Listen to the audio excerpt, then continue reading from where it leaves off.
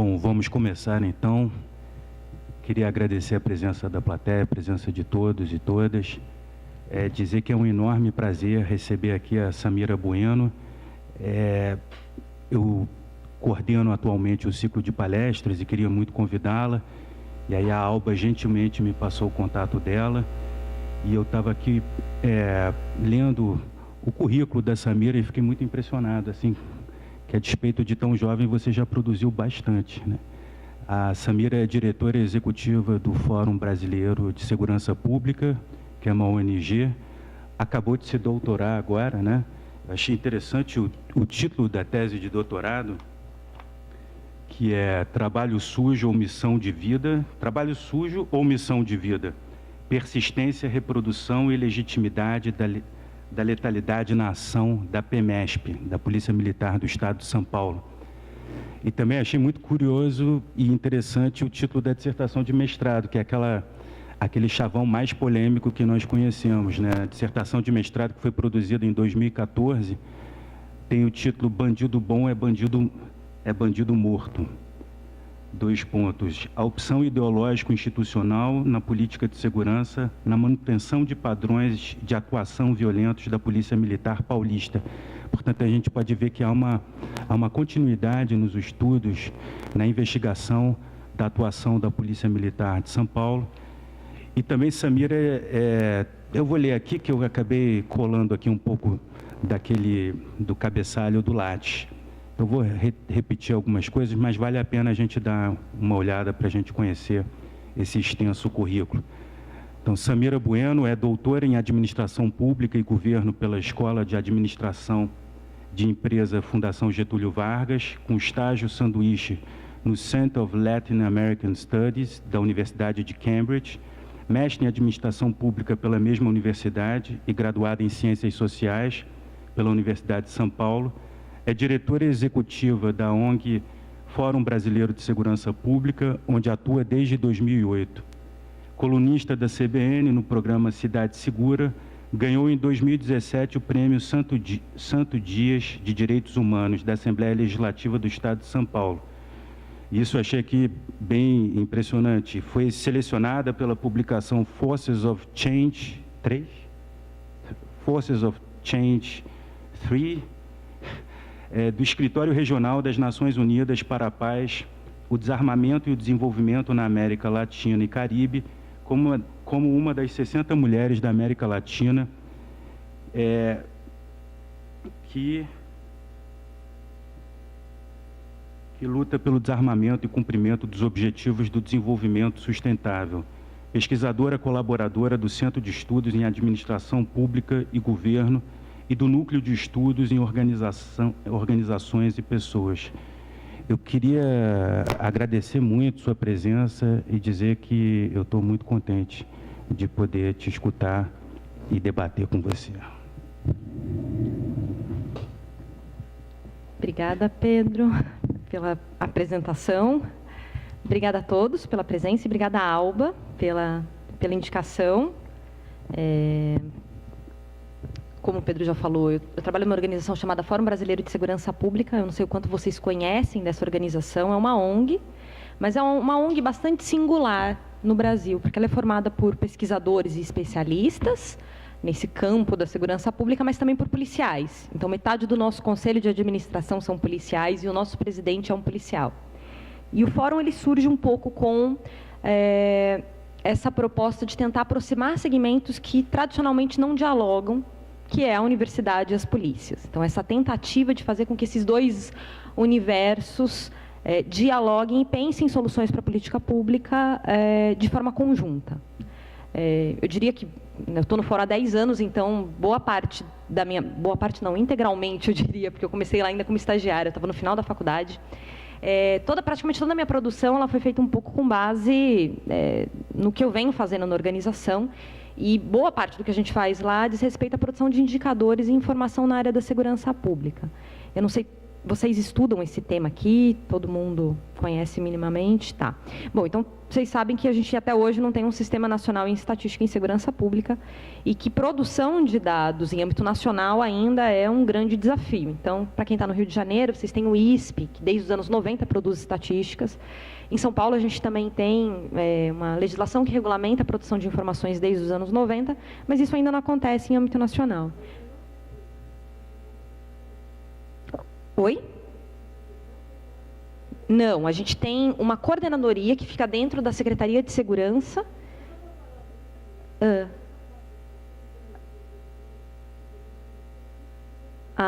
Que o ISP é uma das coisas mais inovadoras que a gente tem no campo da produção de informação.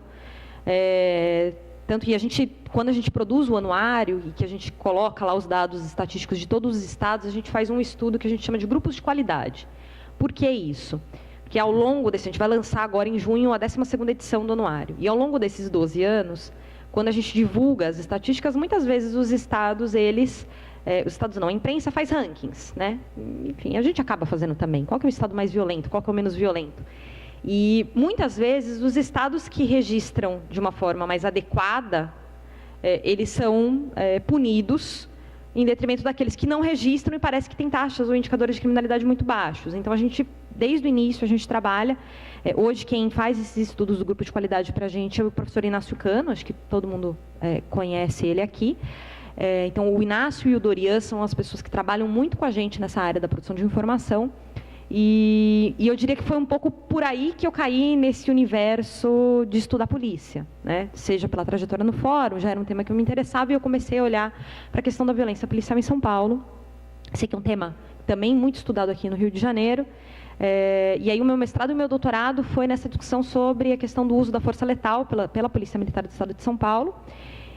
E é impossível, quando a gente vai estudar a Polícia Militar, não olhar para essa relação com as Forças Armadas. Então, um pouco do diálogo aqui, da conversa que eu venho fazer com vocês hoje, de um lado, um certo resgate histórico para a gente pensar o que são as Forças Armadas no que hoje a gente chama de uma espécie de campo da segurança pública, para a gente pensar o futuro, o que vem depois. Acho que não tenho respostas para o futuro, e eu acho que ninguém aqui tem grandes respostas também.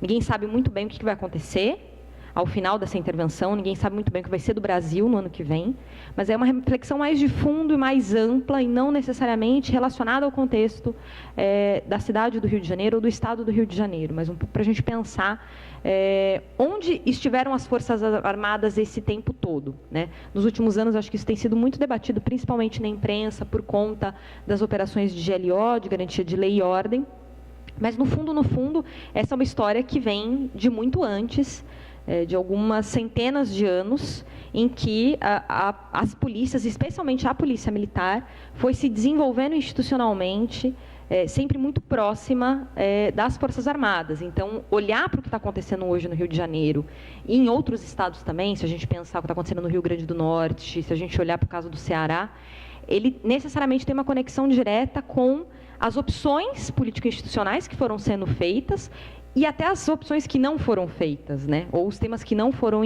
enfrentados ao longo da história.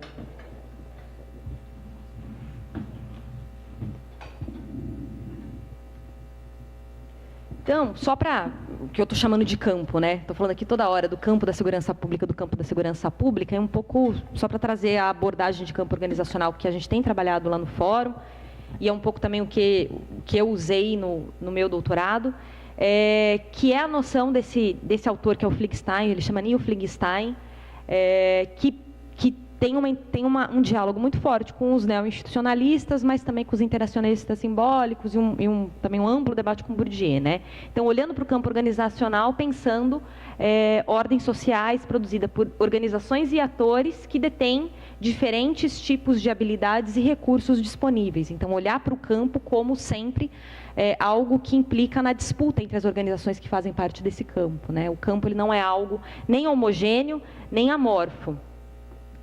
Enfim, a construção de um campo organizacional é um fenômeno que necessariamente é cultural e que inclui 3 processos: práticas sociais, regras, e aí pensando nas relações de poder dos atores que fazem parte desse campo, e as estruturas cognitivas que vão dar sentido, que funcionam como frames, que vão dar sentido para a ação desses atores. Por que eu começo falando sobre isso, sobre essa ideia do que é o campo organizacional? Porque se a gente for olhar para o que é o campo organizacional da segurança pública no Brasil hoje, nem sei se a gente tem muita clareza de como delimitar isso. Eu não sei se tem alguém aqui que seja do direito, mas a gente fala muito do sistema de justiça criminal, a gente olha para a segurança pública como algo que está ali dentro, e aí essa relação das polícias, que é bastante misteriosa, para dizer o mínimo, com o Ministério Público, a relação das polícias com o judiciário. Então, é um campo que está ali o tempo todo em disputa. Hoje, as forças policiais, especialmente as polícias militares, na verdade, essencialmente as polícias militares, elas têm muito poder dentro desse campo da segurança pública, e muito do que vem acontecendo hoje no Brasil diz respeito a esse protagonismo que as polícias militares assumiram nesse tema. Aqui, essa visualização gráfica maravilhosa, ainda bem que eu não fui para a área artística, mas é uma tentativa de mostrar um pouco, o que eu vou tentar contar um pouco para vocês a partir de uma linha do tempo.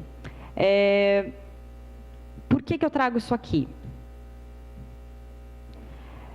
Porque se a gente for olhar para as polícias militares no Brasil hoje, o que é tido como a origem das polícias é a criação da Guarda Real no Rio de Janeiro em 1809. Essa já era uma guarda essencialmente militarizada, que era subordinada ao Ministério da Guerra. E em 1824, já existindo essa estrutura, que já era uma estrutura militarizada, antes disso a gente teve milhares de forças policiais em cada um dos estados, Salvador, Rio de Janeiro, São Paulo, já tinham tido muitas forças policiais que elas eram sendo criadas e desfeitas a bel prazer de quem estava ali em termos políticos. E aí, em 1824, a gente tem a primeira Constituição brasileira, que vai colocar a ideia de uma força policial ainda dentro de uma lógica da força militar, né? Então, todos os brasileiros são obrigados a pegarem armas para sustentar a independência e a integridade do império. Nessa época, os policiais, eles ainda eram... eles exigiam um atestado de idoneidade moral, mas eles eram todos voluntários, então era algo muito precário, não existia um treinamento nem nada do tipo. Em 1831, com o fim do primeiro reinado, a Guarda Real ela foi extinta, ela tinha participado de um motim junto com o Exército, e aí a gente teve a criação do Corpo de Guardas Municipais Permanentes e da Guarda Nacional. O Corpo de Guardas Municipais Permanentes é a origem das polícias militares em vários dos estados brasileiros hoje.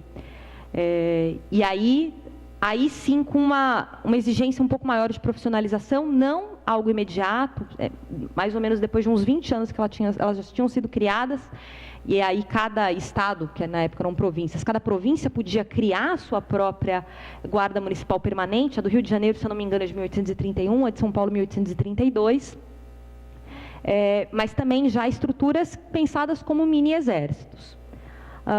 Em 1891, a gente tem a segunda Constituição Federal, que traz aí a atribuição do Congresso legislar tanto sobre a organização do Exército como da Polícia, e a Polícia já aparece como um termo mais de forma explícita na Constituição, e ela aparece como tendo a prerrogativa de manutenção da ordem pública, mas só, também não tem um grande desdobramento, uma grande avaliação do qual que é o trabalho da Polícia nesse momento.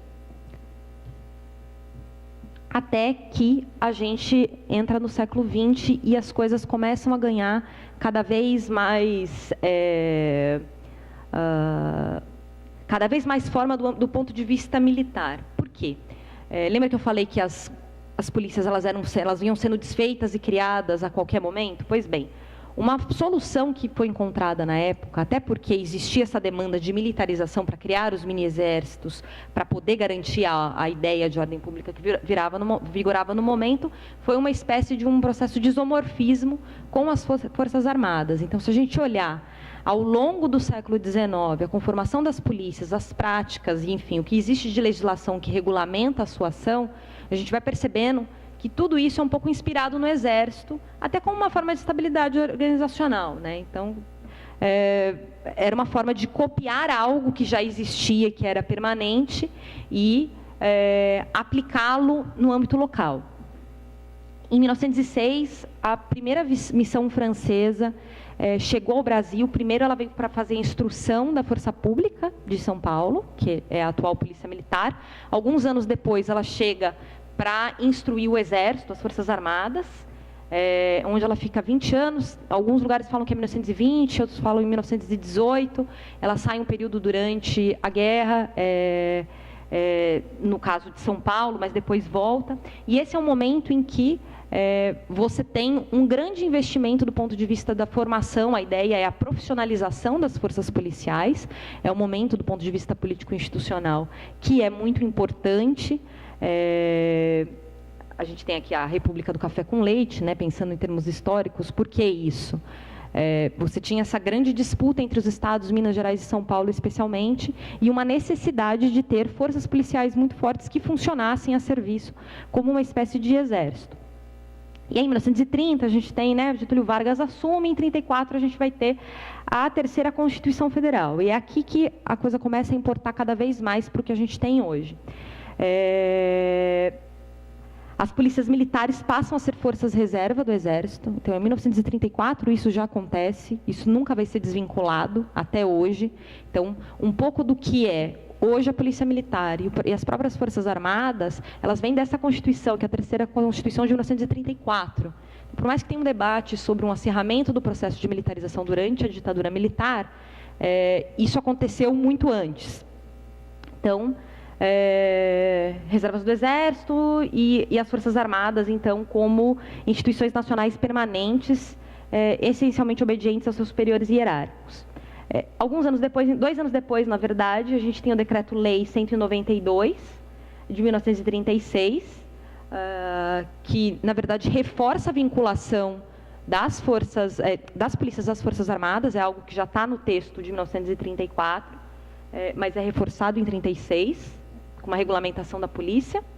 Em 1937, já Estado Novo, a gente tem a 4ª Constituição Federal, que é a primeira vez que vai surgir o conceito de segurança pública. Então, um pouco a ideia para que serve a polícia e o que a gente espera com ela, o tempo todo nas constituições vai e volta. Vai aparecer como segurança interna em algum momento, depois aparece como segurança pública, depois vai aparecer como segurança interna de novo. Em 88 retoma o conceito de segurança pública, mas fica sempre sendo essa organização que, de algum modo, tem que fazer a manutenção da ordem e uma força reserva e auxiliar do Exército.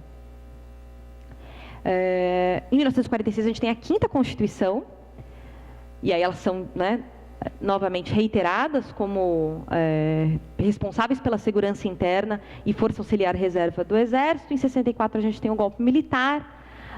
Em 67, a gente tem mais uma Constituição Federal. Ela mantém a ideia de segurança interna que já tinha sido lançada na Constituição de 34. E a gente tem um Decreto-Lei de março de 67, que é muito importante também para a gente olhar um pouco para esse contexto histórico, porque vai reorganizar as polícias militares no Brasil e cria o IGPM, né, a Inspetoria Geral das Polícias Militares.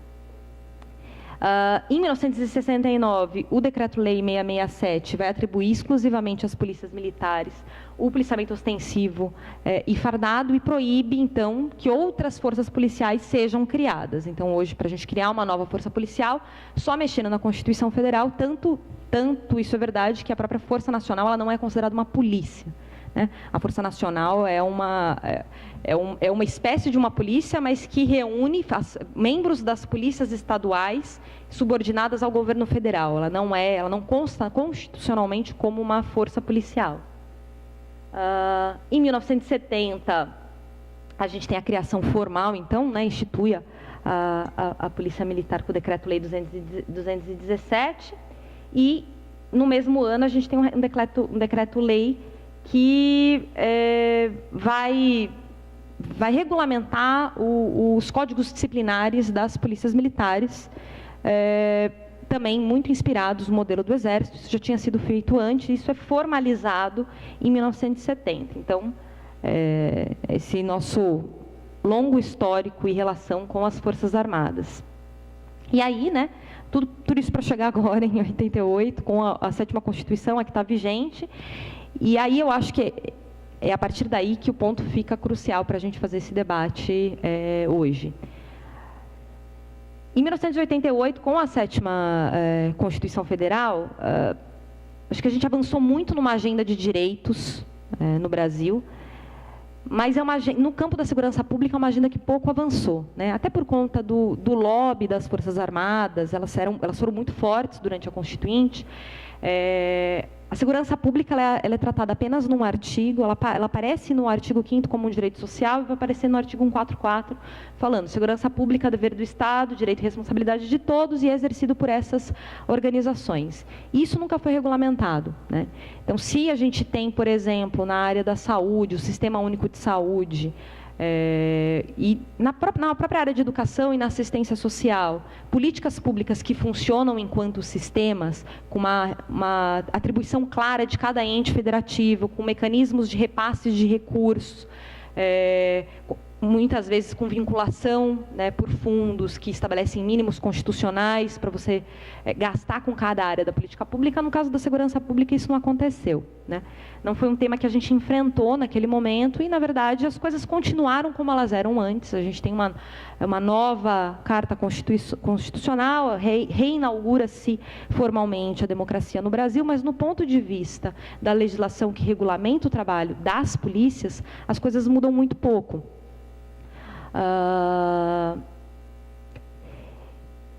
E aí, eu acho que existe uma expectativa, a partir dos anos 90, de que as forças policiais elas se adaptassem ao novo momento democrático e fossem organizações garantidoras da cidadania, coisa que, na maior parte dos estados, isso não acontece, né? Acho que no caso do Rio de Janeiro, com os altos índices de letalidade policial, com muitos casos de abuso em São Paulo, a gente tem Bahia, Pará. Os estados que a gente consegue contabilizar isso, a gente sabe que a polícia continua incorrendo num padrão de uso da força que é essencialmente violento e num modelo de policiamento que é essencialmente militarizado. Então, isso é algo com que a democratização do país ela não consegue romper. E esse distanciamento que se supunha das forças policiais, das polícias militares, com as Forças Armadas, ele também não se efetiva, né? Porque quando acaba a ditadura e se estabelece a 7ª Constituição Federal, existe uma expectativa de que, com o rompimento com os atos institucionais, você vai ter novas polícias que vão responder a novas lógicas, e é claro que, de um lado, existe um grande investimento nisso, com novos modelos de formação para as polícias, a criação da Senasp em 1997, e uma série de aparatos, né, o próprio Plano Nacional de Direitos Humanos, em 94, se eu não me engano. Então, o tempo todo olhando para as polícias, tentando transformar aquele ator que, por muito tempo, foi violador de direitos, num garantidor da cidadania. E aí a premissa básica desse momento você tem que profissionalizar as forças policiais para garantir que elas operem dentro desse novo marco democrático, né? Elas não podem operar como faz o Exército, elas têm que operar dentro de uma nova lógica. Todo o investimento dos anos 90 e anos 2000 vão um pouco nesse sentido. E eu diria que boa parte dos estudos hoje que a gente tem nessa área sobre crime e violência, ou nos estudos sobre polícia mesmo, tem se debruçado sobre esses aspectos, né? Então, a gente tem, por exemplo, a Paula Poncioni, que estuda vastamente a questão da formação policial, né, e os paradigmas que estão sempre concorrendo em torno da formação policial. A gente tem os estudos que vão analisar, por exemplo, a arquitetura institucional do modelo de segurança pública e que vão olhar em como o Ministério da Justiça ou a União, de uma forma mais ampla, por muito tempo ficaram ausentes do debate, né? Vários estudos do Arthur Trindade, da UNB, enfim, vários dos pesquisadores que vão olhar para essas questões relacionadas diretamente à relação com as polícias, numa tentativa de mudar o seu padrão de atuação e fazer com que elas sejam diferentes. O que acontece a partir dos anos 90? Ao passo em que a gente tem todo esse investimento nas polícias, a gente tem também uma retomada das relações com o Exército, que vai sendo alterada ao longo do tempo, né? Então, por exemplo, em 91, a gente tem uma lei no governo Collor que autoriza as Forças Armadas a intervir em assuntos internos depois de esgotado o uso da força policial. Na verdade, a gente vai ter 3 leis até 2010, se eu não me engano, que vão falar um pouco sobre isso, né? Em 97, o FHC vai criar as operações de GLO, né, de garantia de lei e ordem, que o Rio de Janeiro tem vivido. Quem é daqui tem assistido muito a essas operações já há muito tempo. Em 2004, tem uma lei do governo Lula. Então, para vocês verem, né, Collor, FHC, Lula, e também vai ter uma da Dilma. Então, não é algo exclusivamente de um partido ou de um governo. Essa onipresença das Forças Armadas no que a gente chama hoje de um campo da segurança pública tem sido permanente, não importa o partido ou o espectro político. Então, o Lula retoma a competência para ações em toda a área de fronteira, que 27% do território brasileiro são áreas de fronteira, e isso se torna novamente sob jurisdição do Exército. E a gente vai ter também, em 2010, uma outra, também no governo Lula, quando as Forças Armadas recebem autorização para fazer revistas e prisões em flagrante relacionadas ao tráfico de drogas por via aérea e em missões de segurança de autoridades nacionais e internacionais. Em 2013, a gente vai ter uma regulamentação das operações de garantia e lei e ordem, que já tinham sido permitidas em 97, na gestão do FHC, mas isso acontece depois das grandes manifestações, e um pouco como uma resposta ou uma exigência de que, caso as polícias não sejam capazes de lidar com os controles de distúrbios civis, os CDCs, que as polícias chamam, então o Exército pode ser acionado para tanto. Na época teve uma grande movimentação dos movimentos sociais e tudo mais, e ela foi regulamentada com algumas questões muito problemáticas do ponto de vista de direitos, como impedir que jornalistas façam cobertura em áreas de GLO. E depois alguns parágrafos foram retirados, mas era um texto ainda mais problemático do que o que a gente tem hoje.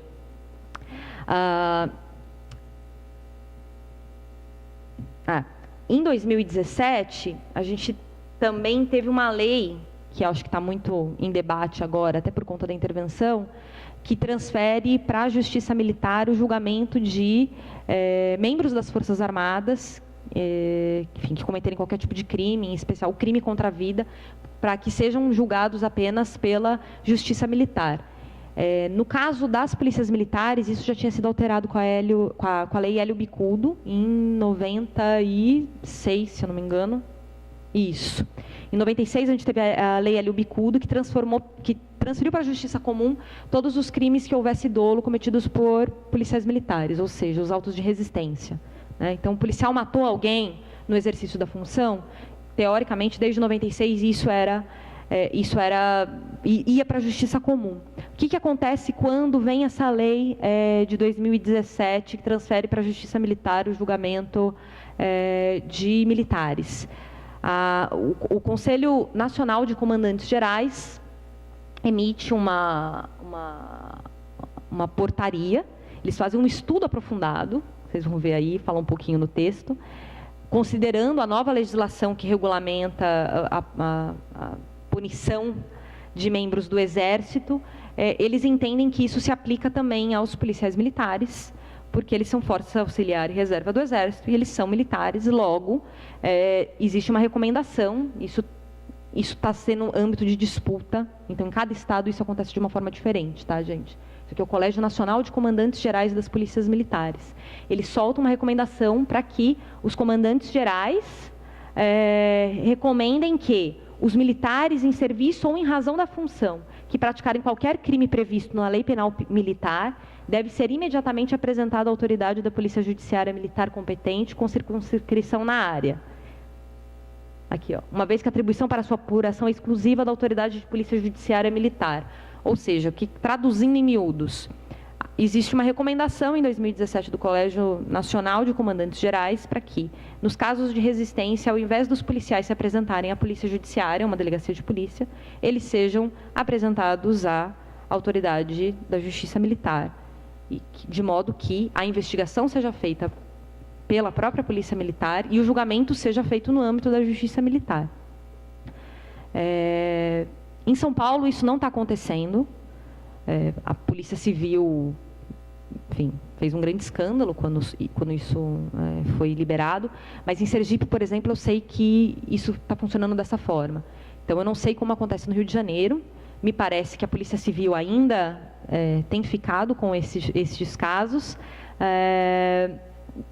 mas é isso. Em Santa Catarina, eles não estão apresentando para a Polícia Civil também. Então, é a própria Polícia Militar que está fazendo tudo. Então, todas essas mudanças e medidas e leis que eu fui apresentando ao longo dessa linha do tempo, que é um pouco só para a gente, na verdade, para provocar a reflexão, né? Mostram, de um lado, que eu acho que a gente não sabe o que é ter uma polícia que seja desvinculada de fato do Exército, né? As polícias no Brasil foram criadas para serem como o Exército e, constitucionalmente, são forças auxiliares e reservas do Exército há quase uma centena de anos. Acho que esse é um primeiro ponto que a gente precisa ter em mente. O segundo ponto, quando a gente olha para o contexto da implementação da política de segurança hoje no Brasil, a gente tem uma tendência, e não é nem só no Rio de Janeiro e em São Paulo, mas é no Brasil todo, de um protagonismo cada vez maior das polícias militares no dia a dia da política de segurança. E isso não é só porque elas são militares, mas é porque privilegiou-se o aparato repressivo em detrimento da investigação. Então, elas vão sendo inchadas, são estruturas muito refratárias ao controle externo, que cada vez têm mais poder, que cada vez são maiores e que são muito difíceis de controlar, né? Do ponto de vista do controle externo, o Ministério Público nunca assumiu a tarefa constitucional de controle externo da atividade policial, né? Em nenhum lugar, eu não conheço nenhum estado em que isso funcione.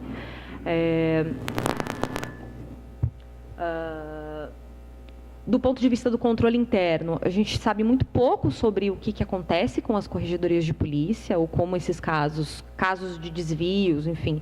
A gente sabe muita coisa sobre faltas disciplinares, mas casos mais graves de uso da força ou de violações de direitos humanos nunca chega aos ouvidos da sociedade. E do ponto de vista também do controle externo mais societal, a gente tem as ouvidorias de polícia, que também cada uma funciona de uma forma completamente diferente, mas a maior parte das ouvidorias de polícia que a gente tem hoje no Brasil, elas são coordenadas por policiais, ex-policiais, o que também, enfim, torna bastante questionável a eficácia do controle da polícia. E aí, qual que é o resultado disso, né? Você tem polícias civis cada vez mais enfraquecidas, com uma baixíssima capacidade de investigação. Isso, de um lado, se deve a uma incapacidade mesmo que as polícias civis têm de gestão, enfim, de sobrevivência institucional, eu diria. Não sei se vocês têm acompanhado, mas em São Paulo tem um debate hoje para que a Polícia Civil saia da Secretaria de Segurança Pública e seja transferida para a Secretaria de Justiça. E um pouco isso é motivado justamente por uma avaliação que os próprios delegados têm de que daqui 20 ou 25 anos a Polícia Civil de São Paulo deve acabar. Acabar enquanto você tem... Primeiro, que você não consegue segurar as pessoas na carreira.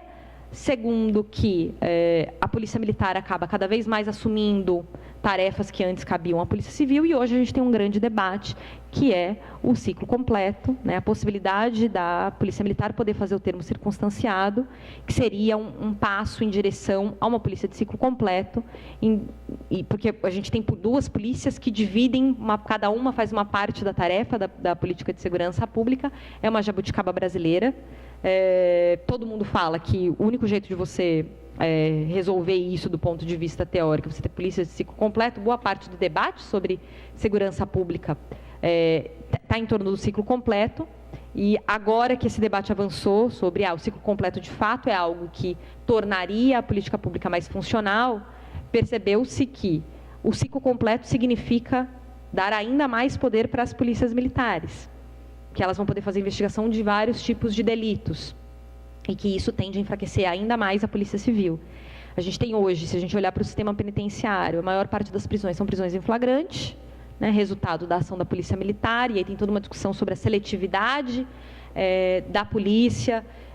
Então, sei lá, boa parte do trabalho da polícia hoje diz respeito a correr atrás de dependentes químicos e pequenos traficantes. né? Então, a maior parte das prisões ou são por furtos e roubos, crimes, né, não necessariamente cometidos com violência, e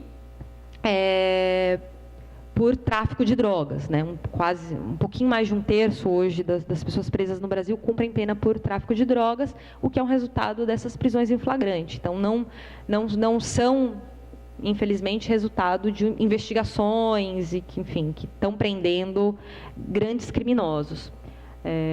Então, se a gente olhar um pouco para os resultados que estão sendo produzidos pela política de segurança, boa parte desses resultados dizem respeito a esse protagonismo que a polícia militar assumiu e que, enfim, não tem reduzido o crime e a violência, né? Se a gente for olhar, acho que eu não trouxe nenhum gráfico aqui, mas se a gente for olhar desde os anos 80, a gente vem num crescente das taxas de homicídio no Brasil, né? Em 2016, que é o último dado disponível que a gente teve um total de 61 mil mortes.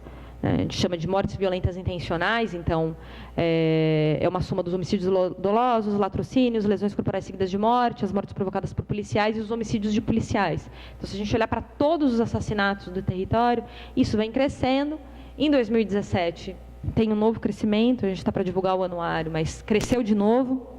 E, ao que tudo indica, em 2018, a gente, pelos estados que a gente monitora e que contam com dados, com publicação periódica, a gente também não está melhor, né? Então, as coisas continuam piorando e a gente continua com um modelo de política de segurança pública essencialmente militarizado, que começa, inclusive, a ser implantado em outras áreas da política pública. Então, a gente tem hoje, por exemplo, várias escolas públicas de Goiás que são geridas pela Polícia Militar, né? Então, você começa a ter problemas de indisciplina, ou mesmo problemas de segurança pública dentro das escolas, com tráfico de drogas, né? A gente não pode esquecer que são os jovens as maiores vítimas desse cenário de violência, mas também os principais autores. Se a gente olhar para quem está preso, se a gente olhar para o sistema de medida socioeducativa e o crescimento dos adolescentes cumprindo medida nos últimos 10 ou 15 anos, então, essa juventude que está ou cumprindo pena ou está sendo morta. E uma forma, então, que os estados têm encontrado, Pernambuco está fazendo um estudo avaliativo para implementar isso, São Paulo está debatendo e Santa Catarina também está debatendo a implantação disso. Então, de escolas públicas que sejam geridas pela Polícia Militar, e é uma forma de você controlar os alunos, né? Enfim, quando a educação não consegue lidar com esses conflitos, você transfere para a segurança pública. E aí, então, uma provocação, assim, isso daqui, mais uma coisa introdutória para a gente pensar o papel das Forças Armadas nesse campo que deveria ser um campo de política pública pensado enquanto um direito social, que assume um protagonismo, e aí a gente tem, né, em meio a todo esse contexto, a gente tem essa intervenção no Rio de Janeiro, né? Aí eu acho que a primeira pergunta é por que o Rio? Eu acho que vocês, muito mais do que eu, que sou paulista, devem estar se fazendo essa pergunta. Então, eu trouxe aqui um mapinha com as taxas de homicídio. Então, quanto mais vinho, mais escuro ali, maior a taxa. Quanto mais claro, menor. Então, se a gente for olhar para as taxas estaduais, a gente tem 10 estados com taxas de criminalidade, na verdade, de mortes violentas intencionais, pior que o Rio de Janeiro. E se a gente olhar para as capitais, a gente tem 19 capitais com taxas muito piores que a do Rio de Janeiro do ponto de vista do resultado morte. Eu fiz o teste com alguns outros indicadores de criminalidade. Rio de Janeiro é líder absoluto em roubo e furto de veículos, roubo e furto de cargas, que eu acho que, inclusive, esse é um tema que tem sido muito debatido. Agora, mas aí eu acho que eu acho que tem algum outro estado ainda antes de São Paulo. Eu acho que é Minas, que está em segundo lugar. Agora, a questão qual que é o objetivo de uma intervenção, né, como a que está sendo feita agora. Acho que ninguém tem muitas respostas em relação a isso, mas a questão é se faz sentido uma intervenção do governo federal para resolver um problema de crimes contra o patrimônio, ainda que seja grave, né? E aí, para continuar essa provocação em relação à intervenção, eu trago aqui alguns dados sobre financiamento da política de segurança, que eu acho que é um outro tema muito importante para a gente olhar para esse cenário e para pensar no que vem depois, né? A gente, historicamente, tem um cenário no Brasil em que os estados ficaram com boa parte da conta a ser paga, no caso da política de segurança. Isso é um reflexo da Constituição de 88, que nunca foi regulamentada. Então, no momento em que só listam quais são as organizações responsáveis pela segurança pública, os estados cuidam das polícias civil e militar, logo os estados são responsáveis pela segurança.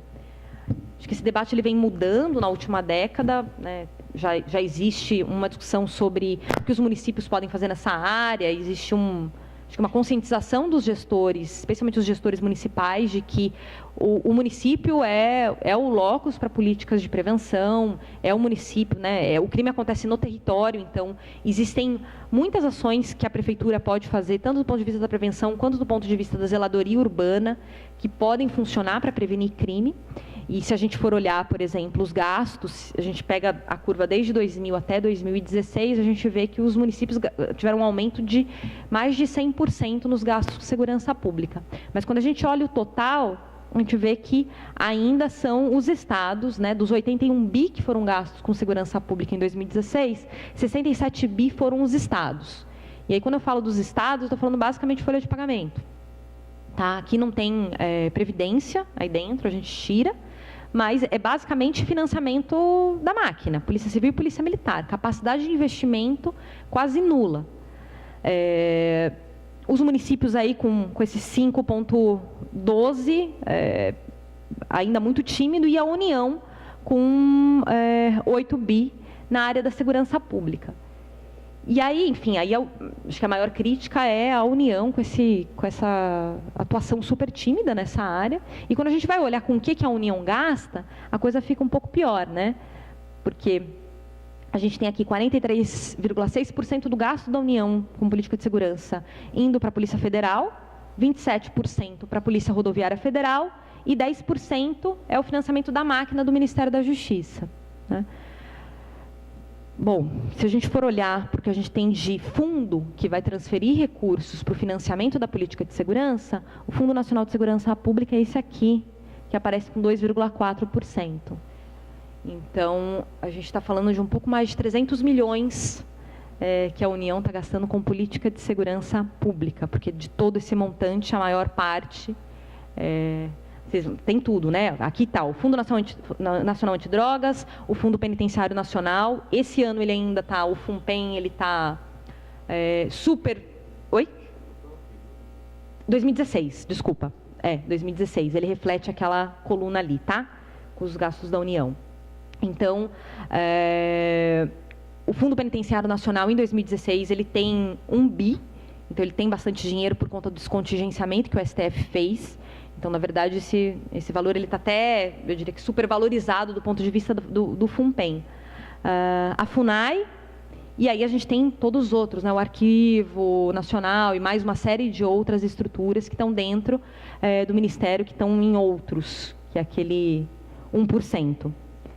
Então, basicamente não tem recursos, e mesmo com esse dinheiro, que é pouquíssimo, é esse o dinheiro que muitos estados utilizam para qualquer tipo de investimento na sua política de segurança.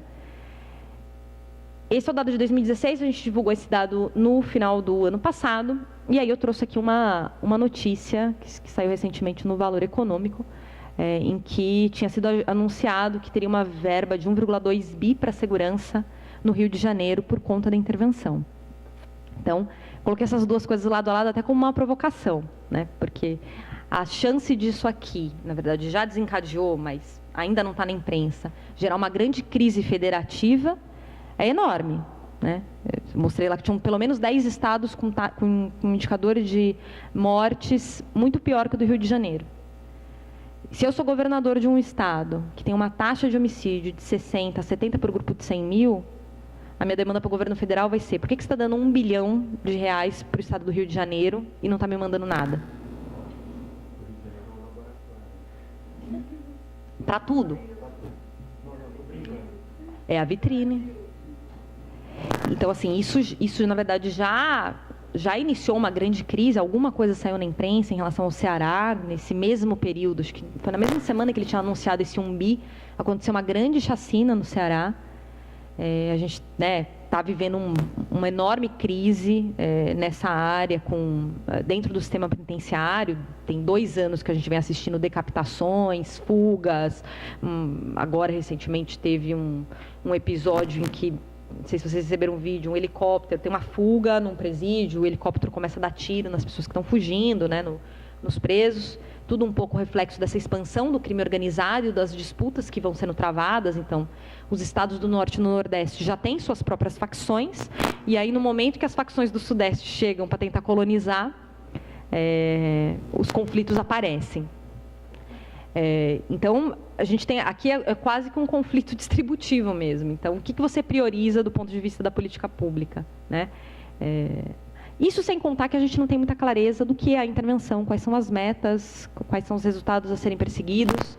Eu vi uma entrevista do general recentemente em que dizia que o objetivo era reduzir roubo de carga.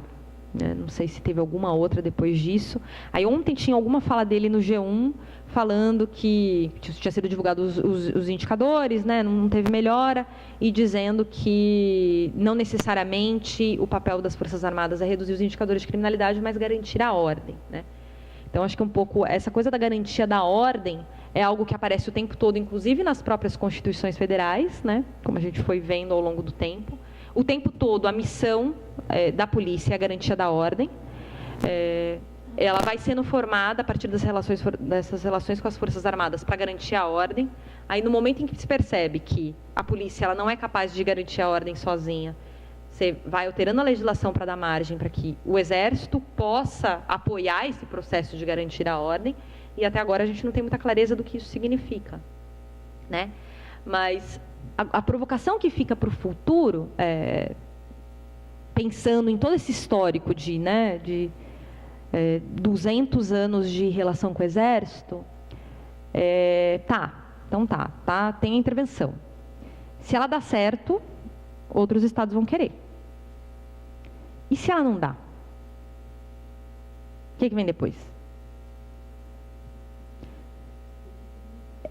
Que eu acho que essa é a pergunta de 1 milhão, né? E talvez a não fixação de uma meta para a intervenção, ela seja justamente para deixar essa pergunta sem resposta, né? Porque se você coloca uma meta e não atinge a meta, você tem que dizer que deu errado. Então, você não coloca meta alguma e você tenta controlar as coisas no dia a dia da forma como o Exército faz, né? E aí aqui não é uma crítica às Forças Armadas, tá? Que fique bem claro, não tenho nada contra as Forças Armadas. A questão é o uso político que se faz das Forças Armadas do ponto de vista da política pública, né? Para que servem as Forças Armadas? Teoricamente, para garantir soberania nacional, né? Defesa. O treinamento das Forças Armadas, a doutrina das Forças Armadas, ela é forjada nessa lógica, né? Da garantia da soberania nacional, que é para isso que serve o Exército, não só no Brasil, em qualquer lugar do mundo. Quando você tem um investimento muito forte na profissionalização das polícias, a lógica é justamente a contrária. Se o Exército está aqui para garantir a defesa do país, a polícia cabe a manutenção do cotidiano numa lógica da segurança pública, de garantir direitos, de garantir cidadania, teoricamente, o que está no texto constitucional de 88. Então, você tem um forte investimento num processo de formação das polícias para que os treinamentos eles sejam adequados. Você tem todo o investimento em inclusões de disciplinas como de direitos humanos, numa tentativa de sensibilizar os profissionais de segurança para que saiam daquela lógica do combate ao inimigo e entendam o cidadão não como inimigo, mas como sujeito de direitos, ainda que seja um criminoso. Então, esse é um investimento muito forte que demandou não só dos especialistas e dos policiais, mas também muito investimento do ponto de vista financeiro, né? Intercâmbios com outros países. Então, não é à toa que tem todo esse treinamento. Tem todo esse treinamento porque a atividade da polícia é diferente da atividade das Forças Armadas. No momento que se assume que o trabalho das duas organizações é a mesma coisa, isso é muito problemático, né? Isso é muito problemático porque coloca em xeque a própria existência da polícia, né? E aí tem acho que um conflito extra que diz respeito ao fato de você misturar organizações com culturas organizacionais tão diferentes como a que está sendo feita agora. Então, por mais que a gente tenha polícias militares que são formadas um pouco à luz do que é o Exército e que são essencialmente militarizadas, elas também tiveram aí cerca de 3 décadas, né, de democracia no Brasil, de desenvolvimento da sua cultura organizacional. E a gente está falando para elas, olha a Polícia Militar e olha a Polícia Civil. Agora vocês têm um novo chefe, esse chefe é um general, né, como se os códigos e essa cultura ela fosse a mesma, ela não é a mesma, né? E você falar para esses profissionais de segurança pública que agora eles têm um novo chefe, porque eles não deram conta do recado, né? Por mais problemas que tenham as polícias, acho que essa é uma questão a ser considerada. Existe uma aposta de que a intervenção ela vai ser capaz de limpar as polícias, né, de membros que são corruptos, ou por conta das milícias. Não sei, eu acho que das duas uma, né? A gente pode apostar e tentar ser otimista, pensando que a intervenção tem esse potencial e que é uma forma de reformar as polícias no Rio de Janeiro. Essa seria a boa notícia, e isso dando certo, sim, vão ter outros estados que vão querer aplicar, porque corrupção do poder público não existe apenas no Rio de Janeiro, existe em todas as polícias no mundo, e na de São Paulo existe aos montes, né? Só não se fala sobre isso, mas não dá para dizer que isso não acontece na Polícia Civil ou na Polícia Militar de São Paulo. A questão é que se isso não der certo, né, estado de sítio depois, o que a gente tem? Então, acho que a grande reflexão aqui de novo, do ponto de vista de política pública, né? Por que segurança pública não é visto como política pública? Por que segurança pública não é vista como direito social? Por que tudo nessa área é tratado na chave da repressão? É como se a chave repressiva fosse capaz de dar respostas eficientes. Não deu. Se a gente for olhar nos últimos 30 anos, a gente prendeu mais, o crime se organizou mais, o crime se expandiu, e a gente teve aumento de todos os indicadores de criminalidade, sem exceção, todos. Então, e se a gente for olhar para os estudos avaliativos de política de segurança em outros países, a gente vai ver que, de fato, a gente está na contramão, né? Porque tudo que se diz que deveria ser feito, a gente está fazendo ao contrário. E aí, eu acho que uma outra coisa que é fundamental é a questão da transparência, né?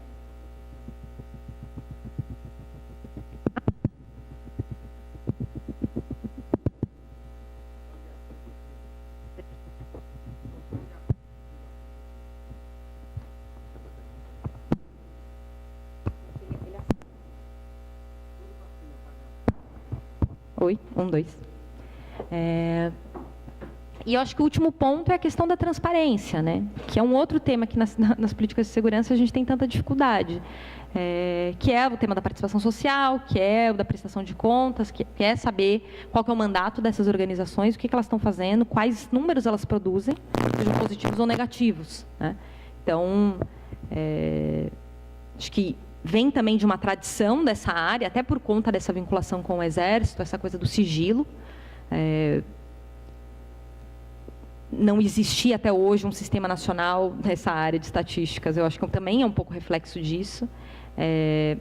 O Fórum faz esses pedidos via lei de acesso à informação para conseguir as estatísticas, mas com alguma frequência a gente recebe respostas do tipo, esses dados são sigilosos. Então, por exemplo, quando a gente começou a coletar informações sobre mortes decorrentes de intervenções policiais,